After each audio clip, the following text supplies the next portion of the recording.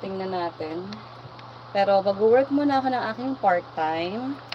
And then, habang nag-work ako, is manonood ako ng true crime video. So, hindi ko sure kung napanood niyo before yung isa kong YouTube video kung saan pinakita ko yung channel na mga pinapanood ko.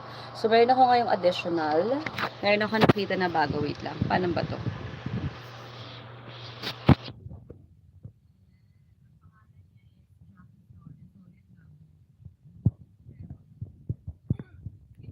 Channel na napanood ko sa mga true crime, mga serial killers, mga murderers. Hindi ko alam, pero bet ko yung ganun klaseng. Wait lang naman, parang masyado kayong malayo pag dyan. Lapit ko kayo. Kasi, saan na kayo? Nalapit ko kayo yan, dyan na lang. Sana hindi galawin ni Roro. Pero yun, mahilig ako sa mga ganito. Ang hindi ko gusto is yung mga horror, yung mga Insidious, yung mga The Ring, mga ano pa ba. Basta yung mga nakakatakot, yung mga multo-multo. Mas gusto kong panoorin yung mga true crime na mga documentaries, movies, kaya yung mga based on true events. So, ayan, meron ako na-discover na bago. Jackie Flores yung kanyang name sa YouTube. And nagko-cover siya ng mga, yun nga, mga true crime. So, habang nag-work ako ng aking part-time, yan yung aking pinapakinggan. Before is, well actually, nagwe-wait naman ako. Good morning.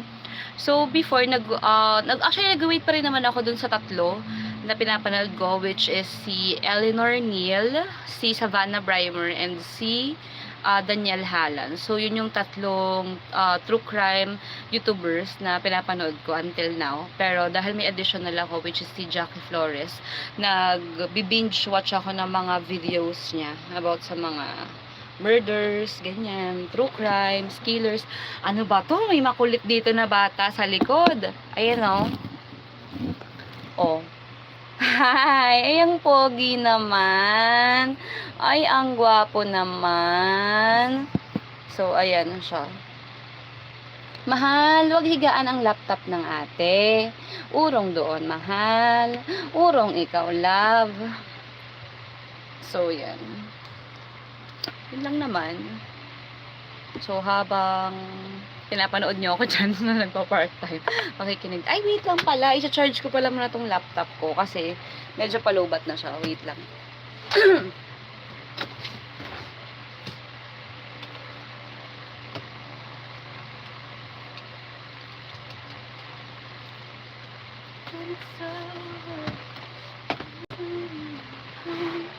Rinig nyo ba yung electric fan na sobrang lakas? Ala, number 2 pala kasi siya. Buwan lang tayo, bes. Kuya! Oh my goodness! My kuya is here! Nagalit siya. Say hi, my love! Uy, naku po! Hinulog na naman. Gabi napakagulo ng morning na to. Pero yun yung aming Kuya Witty. Oh no, dahan-dahan lang naman kayo guys kasi nasa table tayo, no? Gusto niyo makita si Witty. Witty! My love! Hi, Pogi! Yan po ang panganay namin na Mingning. Ano ba yan? Okay, start na tayo. Start na pala ako ng pakikinig at pag enumerate.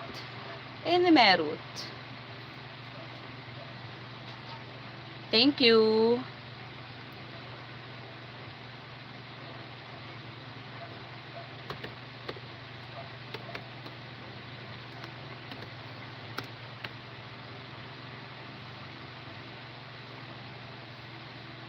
Init.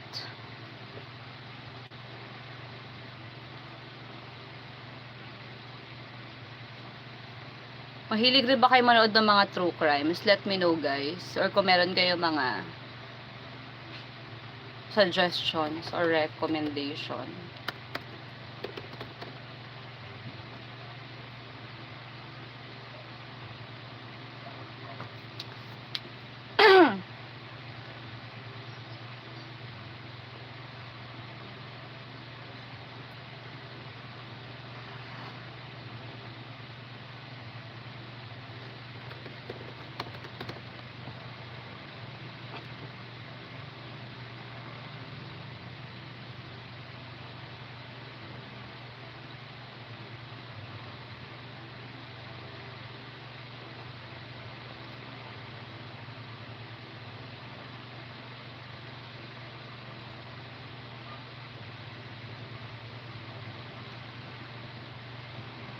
Ha.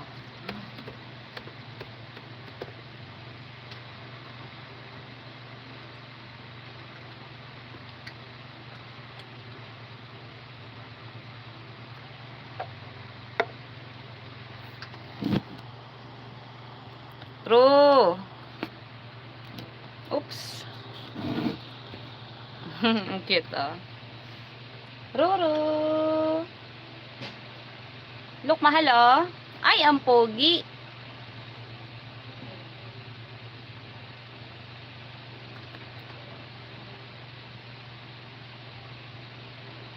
Para may iba kayo nakikita.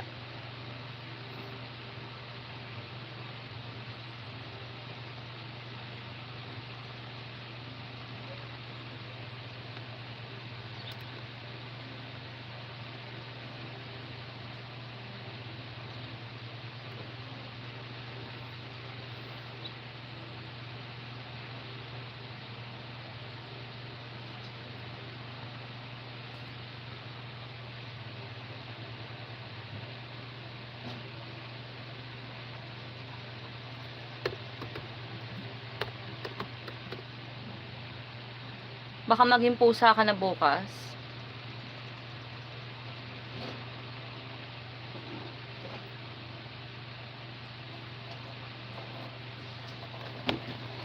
Bumaba siya.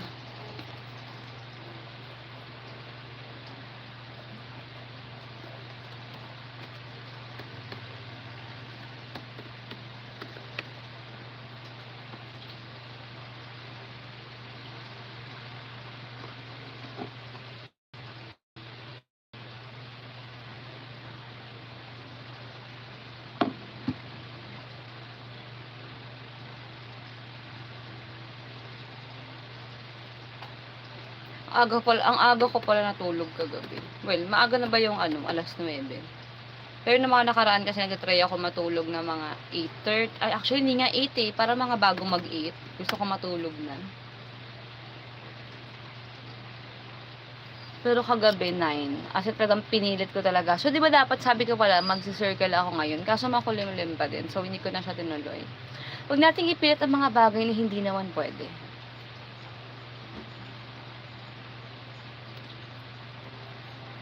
Who was I kidding? I saw the end from the beginning.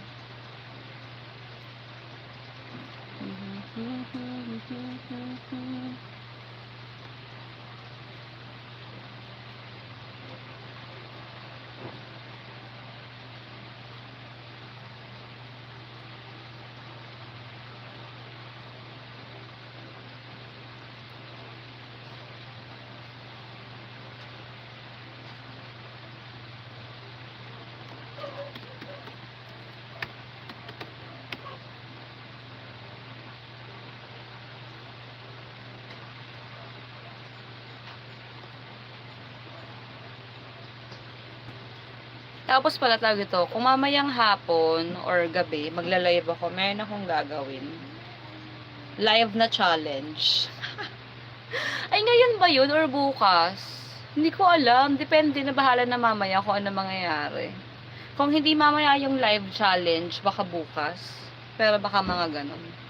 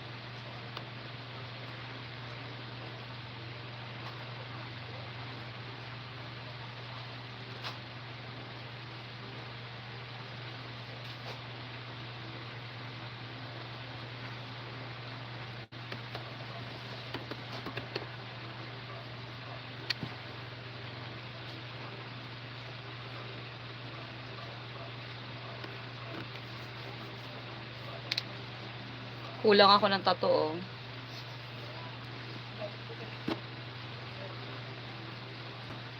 Next time, magdadagdag tayo dyan.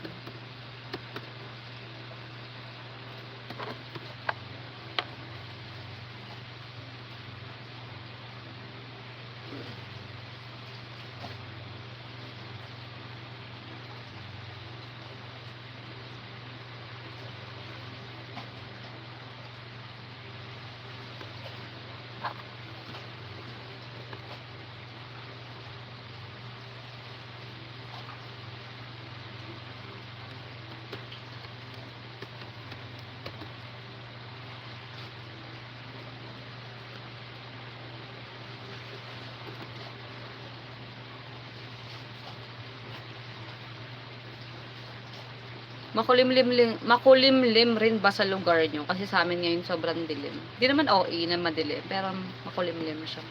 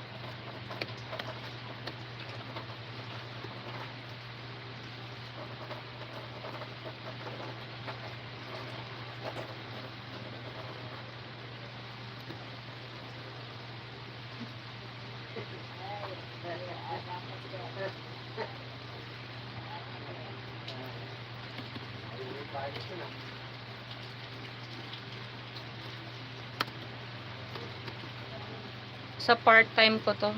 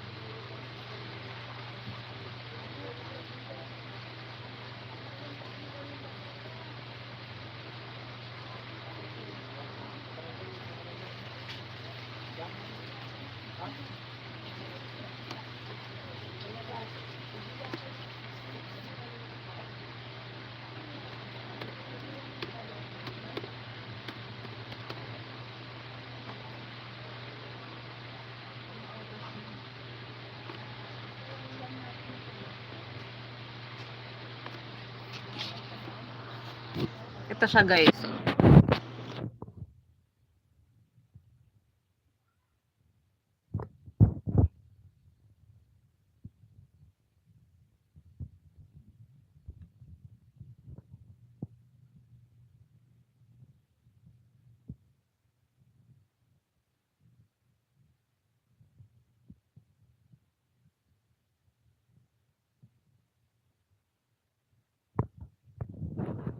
Diba? Ang exciting.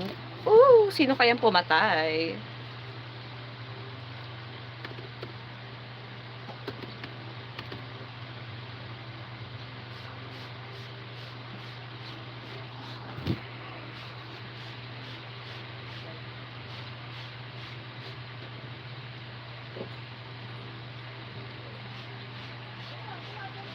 Madilim talaga yung backcam.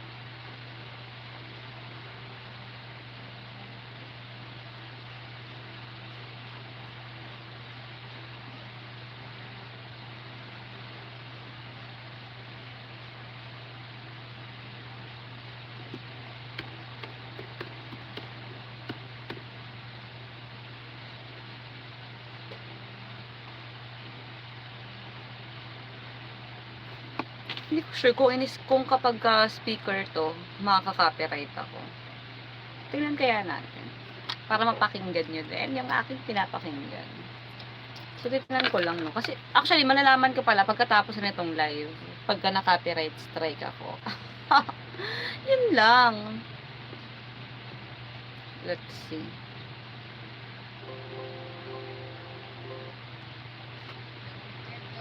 Why did this happen? The case was pretty much stalled until October of 1999, 8 years after the murders. This is when the Austin Police Department arrested 4 men in connection to the murders of Eliza Thomas, Amy Ayers, and sisters Jennifer and Sarah Harbison. And police were pretty familiar with these 4 men. They were the same young men that police had questioned just 8 years earlier but had released due to lack of evidence.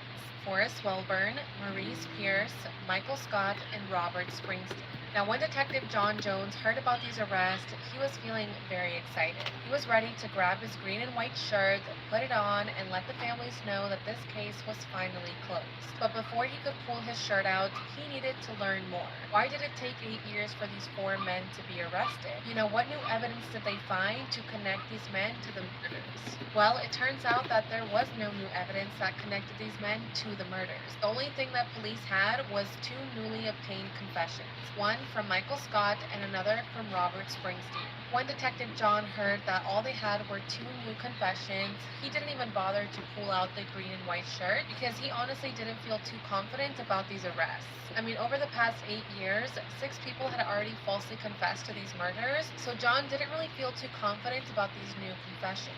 So let's talk about these confessions. Start off by talking about Michael Scott. His confession came first, and he was questioned for over 4 days. And this is a story that he gave to police.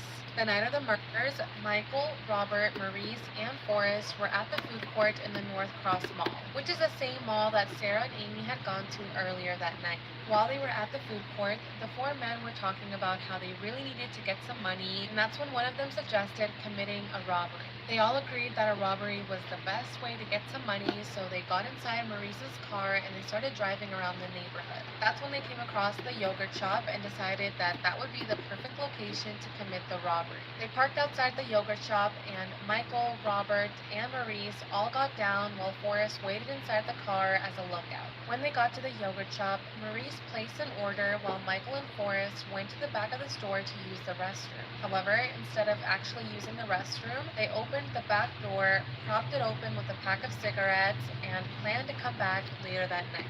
So after setting everything up, the 4 men got back inside their car, drove back to the mall, and just waited there until the yogurt shop would close at 11 p.m.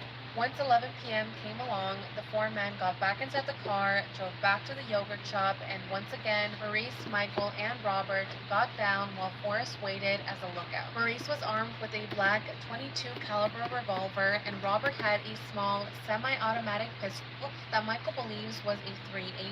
So the 3 of them entered the yogurt shop through the back door, and when they walked inside, they were surprised to see Eliza, Jennifer, Sarah, and Amy still inside. Michael says that they assumed that the store would be empty, so finding the girls inside completely changed their plan. Robert ordered Michael to go to the front of the store to make sure that the door was locked and that there were no customers in the front, and meanwhile, him and Maurice would stay in the back, controlling the girls and trying to find the money. So Michael heads over to the front of the store and sees that the front door is locked and that the keys to the door are actually still in the keyhole. And as he was doing this, he heard Maurice yelling at the girls, demanding they tell him where they put the money. One of the girls replied saying, "It's already been dropped and you can't get to it." Then he heard one of the girls get slapped across the face. Robert then yelled at Michael to come to the back of the store and help him control the girls. When he got there, he says that Robert was removing the girls' clothing and that they used the clothing to tie up the girls. As they were doing this, the girls were crying and begging not to be killed. After tying the girls up, Michael went back to the front of the store to keep a lookout, and he could hear Maurice and Robert yelling at the girls. He could hear Maurice yelling, "Where's the money? I know you have the money." And then all of a sudden, Michael heard a gunshot. He ran to the back of the store to see what had happened, and that's when he saw one of the girls lying on the floor dead. Maurice then repeated the same question to another girl and then once again fired another shot. Now, while Maurice was doing this, Robert was sexually assaulting one of the girls.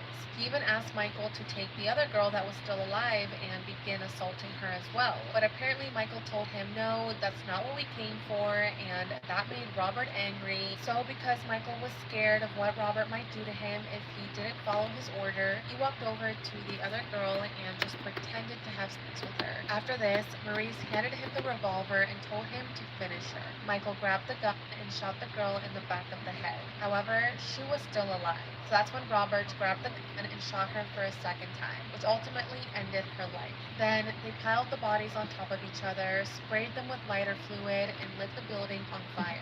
Michael says that he remembers being in the yogurt shop for about 20 minutes, and he says that he never wanted for any of this to happen. Moving over to Robert's confession, he pretty much corroborated everything that Michael had said. As for Forrest and Maurice, when they were interrogated, they never confessed to anything. They continued to deny having any involvement in the murders, and since there really wasn't any physical evidence tying them to the crime, the prosecutor didn't really have a strong case against them, so eventually the charges against Forrest and Maurice were dropped. Now, the only two people left that were able to go to trial were Robert Springsteen and Michael Scott. And again, the only evidence that police had against them was their confessions. And with this, the families and the prosecutors felt that they had a very strong case against the two men. Then, 10 years after the murders, in 2001, the trials began. Roberts was first, and his defense attorney, James Sawyer, said that the only thing tying his client to these murders was his confession. His lawyer argued that the confession was 100% coerced and that there was no way his client could have done this. He believes that the only reason his client confessed is because he was tired of the interrogation. He had already been questioned for hours, and he was most likely thinking, you know what, I'll tell them what they want to hear. He states that his client is innocent and that there's no way he could have done this. So Robert's trial lasted over a week, and after 13 hours of deliberation, the jury came back with a verdict. They had found Robert Springsteen guilty of capital murder and had sentenced him to death. Once Robert's trial concluded, it was now time for Michael's. His defense was aimed at discrediting the confession he had given to police. He argued that his confession was a product of an overbearing police interrogation. And you can actually watch Robert and Michael's confessions because they were recorded. I don't know if you can see the whole confession, but you are able to see like 2 to 3 minutes of it on YouTube. So I will link that down below if you guys want to check it out. During his interrogation, you can see that one of the officers is on video getting all up in Michael's face and shouting at him, "Come on, Michael, you're doing good. Tell us, let's do this today." And at one point, the detective grabs his gun and puts it against Michael's head and asks him, "Is this what you did to the girls?" At another time, one of the detectives yelled, "We know what you did, just tell us the truth. We know you were there and we know that you stuck your dick in one of the girls." Once people saw that interrogation footage and saw that the detective had put a gun to Michael's head, a lot of people began to doubt his confession. They wondered if maybe this was a false confession and maybe Michael was tired of being, tormented, and he had been room for 4 days now, so maybe he did confess just to be able to,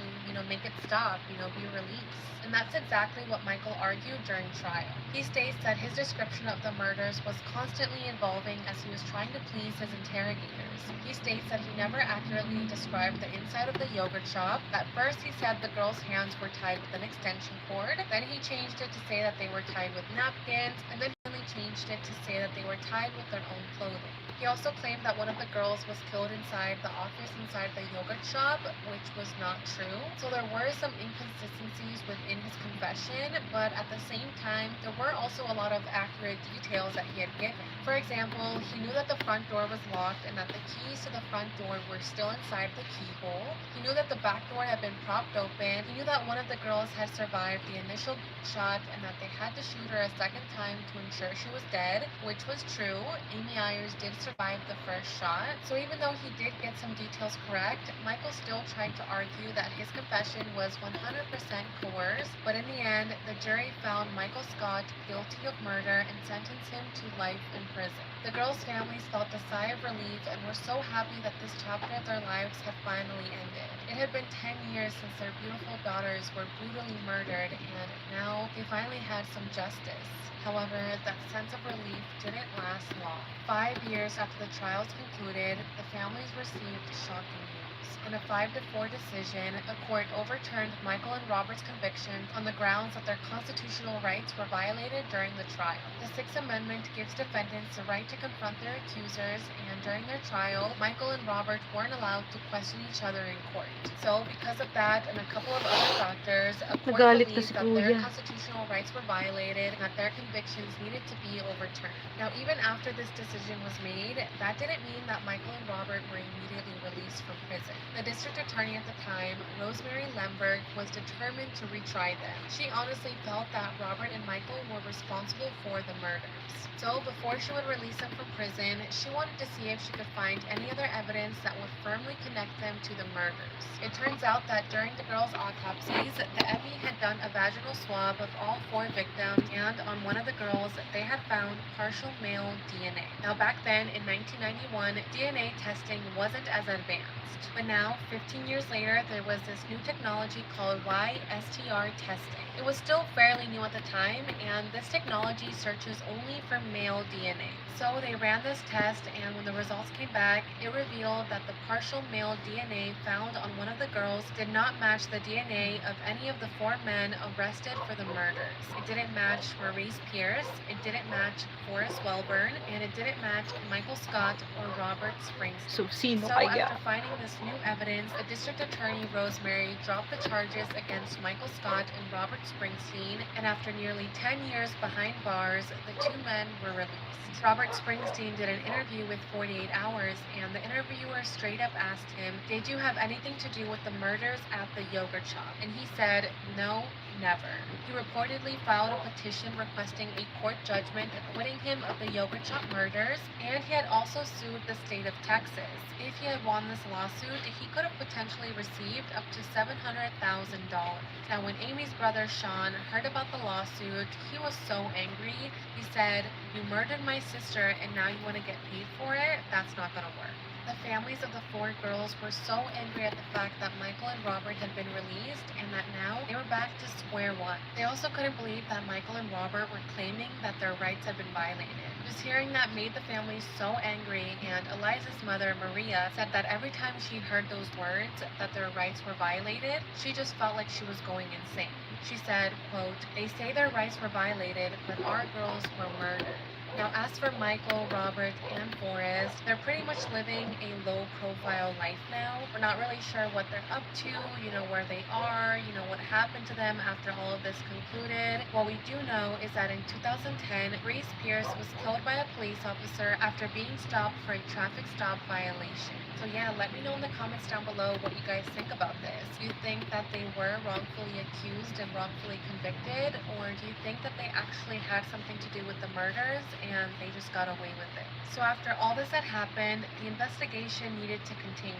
These 4 girls still needed justice, their families were still looking for answers, and the people responsible for this were still out there living their life as if nothing had happened. However, the only viable piece of evidence that police really had was this partial male DNA. That was it. All they needed to do was find a match, and hopefully that would lead them closer to the person responsible for the crime. So in 2017, Austin Police Detective Jay Swan learned that the National Center for Forensic Science at the University of Central Florida operated a YSTR database containing over 29,000 samples for population research. So, feeling hopeful that if he submitted the partial DNA to this database, maybe a match would come back. And he was right. There was a match. Now, there wasn't a name attached to this DNA because any donations made were anonymous, so they weren't able to see whose DNA this belonged to, but they did see that this DNA was submitted by an FBI forensic analyst. So they were hopeful that the FBI would cooperate with the police and hopefully give them the name of the person that made this donation. However, when they reached out to the FBI for help, they said no. There was a law that required officials to protect the identity for any anonymous donor whose DNA was submitted to the Florida database for population research. So the FBI basically said, "We would love to help you, but we legally can't." This was so frustrating for police and for the family. I mean, the FBI had this vital information and they weren't willing to give it up. At one point, Amy's sister-in-law called the FBI and begged them to release the information. She felt that if maybe the FBI heard from the families directly, they would feel more inclined to help out and, just overlook this law and release the name. She said, quote, "There are 4 dead girls, 4 families that have gone through 29 years of hell, and you're sitting on information." The families just felt like the law was protecting the criminal more than the families. So detectives started to grow more and more frustrated, and that's when they reached out to Texas Congressman McCall for help. He began pressuring the FBI, and after a 3-year standoff, the FBI finally agreed to help. Now, the original male DNA found on one of the girls had only 16 markers, which isn't a lot. Normally, you would like to have at least 24 in order to make a more accurate test and a more accurate match, because millions of people could have those same 16 markers. So they wanted to do some more testing to see if they could find more markers. In 2020, the FBI did further testing, and this resulted in 25 markers being found on the DNA.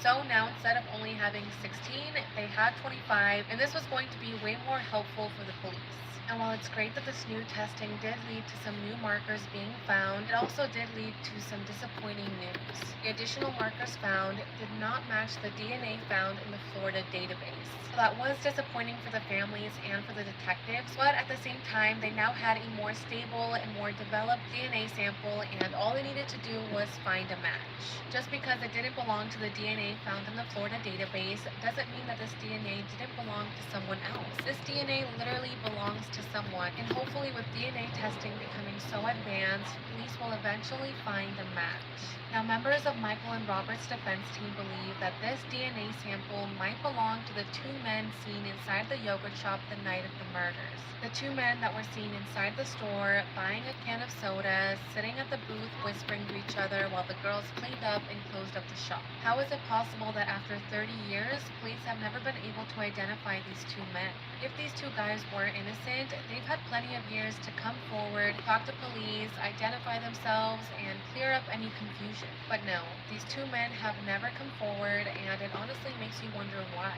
Is it because they're guilty of something? I don't know, but I definitely feel like police need to look further into the 2 men. As for the families of the 4 girls, they are still waiting for answers. Eliza's sister, Sonora, who was only 13 when her sister was murdered, said, quote, "There is a kind of torture that continues by the fact that it's unsolved and it's ongoing." She said that every year that goes by, she gets further and further away from her sister, and she's worried about losing memories with her. As for Amy's family, her brother Sean has his own kids now, and the family often wonders where they would be if Amy was still here. His kids might have had cousins, and they would have all been together, laughing and just being happy.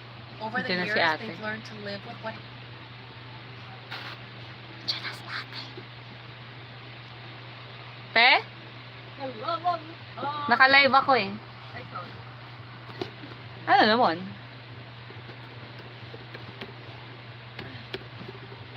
Wala, sino yan? Te, may sumisilip sa'yo. Te, may sumisilip sa'yo. Valentine! Charan! Haggard. Hagarda versosa ka, girl. Baby kiss ate be. Bebe.